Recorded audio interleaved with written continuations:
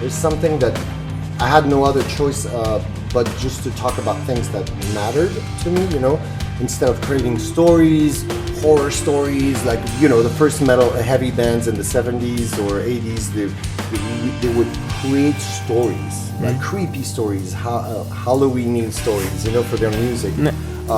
But the reality is catching up on the Halloween stories and becoming so ugly that this is the new Halloween story is what's happening in real life.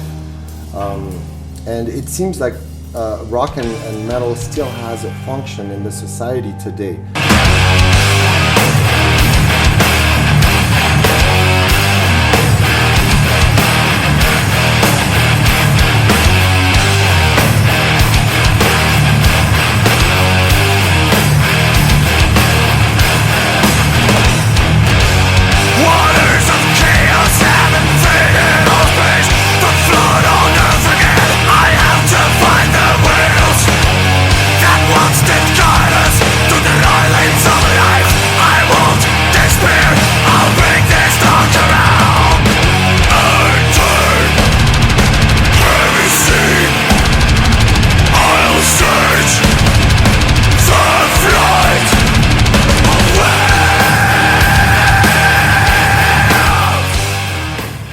Alright, hi everyone, this is Nathan Zimmerman. Welcome to my presentation on the French heavy metal band Gojira.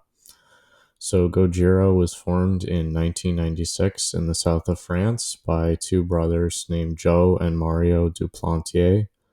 They were joined soon afterwards by guitarist Christian Andrew and bassist Jean-Michel Labadier. This lineup has remained the same since they formed. And the name is derived from the original Japanese pronunciation of Godzilla, which I think most people are probably familiar with. They originally formed as a death metal band, but after releasing their debut album, Terra Incognita, in 2001, they soon branched out, and they've since incorporated a lot of different musical styles into their music.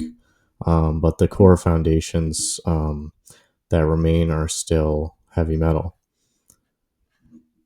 So before we talk further about Gojira and their discography, I thought it might be helpful to get a brief overview of metal in general. So metal is a type of rock music that was developed in the late 60s and early 70s, and it has its roots in blues and classic rock. It's characterized by a thick layering of distorted guitars and bass, guitar solos, and playing at a loud volume. So one of the most popular examples of an early metal band would be probably Black Sabbath. They're generally seen as the, quote, godfathers of the genre. So let's hear a quick sound example.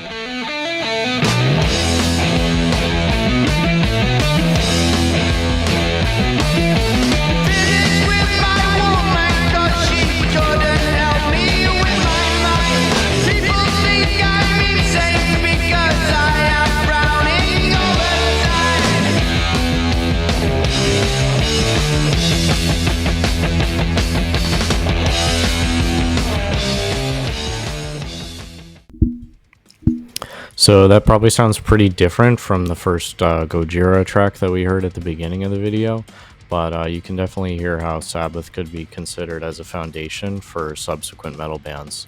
Moving back to Gojira, they had their breakthrough with the third album, From Mars to Sirius, which in my opinion defines Gojira's sound. Fast chugging guitars, growling vocals, and fast technical drumming. The kind of loud growling that Joe is known for can seem hard to listen to for people who aren't accustomed to this genre of music. I'd imagine it elicits the same reaction that I would have to a vulgar rap song. So something that sets Gojira apart from other bands is the lyrical themes of their songs. So Gojira does not use lyricism that would typically be found in metal music. They often incorporate themes of nature and climate change, as well as spirituality and animal conservation. These themes are packaged in a unique style often described as, quote, progressive death metal, referring to the complexity of the arrangements and length of many of their songs exceeding 6 or 7 minutes in length. A great example of their environmentalist themes and progressive influence is their fourth album, The Way of All Flesh, which directly references ocean pollution and global warming in multiple songs. Let's hear an example.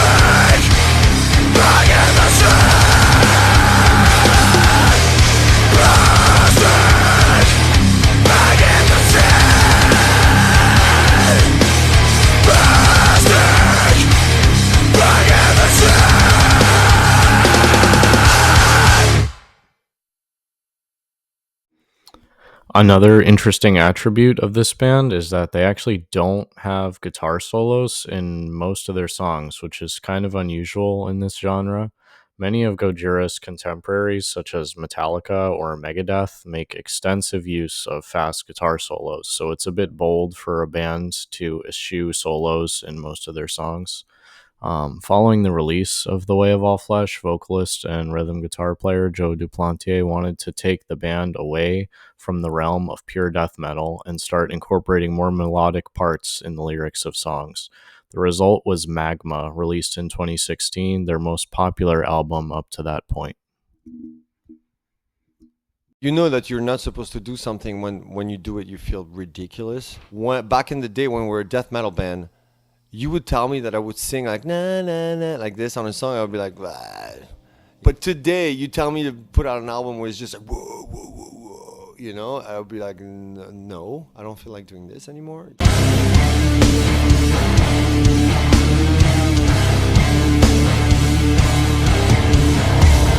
On the first light of the day you march on. Departure has arrived, don't look back. Avoid the darkness, stay away, stay out of sight. Until you feel the blast of a shooting star. Gojira's most popular song, Stranded, was also released on Magma. It was nominated for multiple awards, and it remains their most streamed song across all platforms. A notable feature of this song is the use of a pitch shifter in the main riff. This effect would become a staple in future Gojira albums.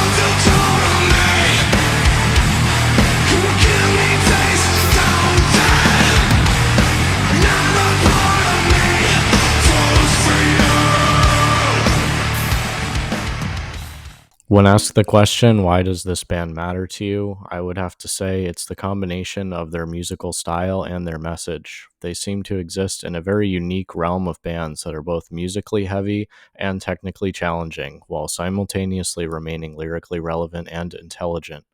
I was always attracted to the sounds of the earlier metal bands, but was turned off by their use of fake religious and satanic imagery or gory and aggressive lyrics. Gojira's lyrics speak to things that matter to me personally.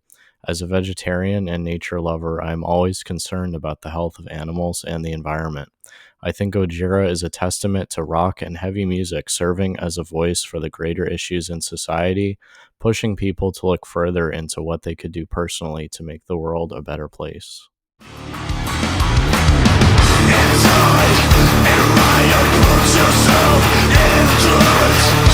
You rotate the frame in a world you rely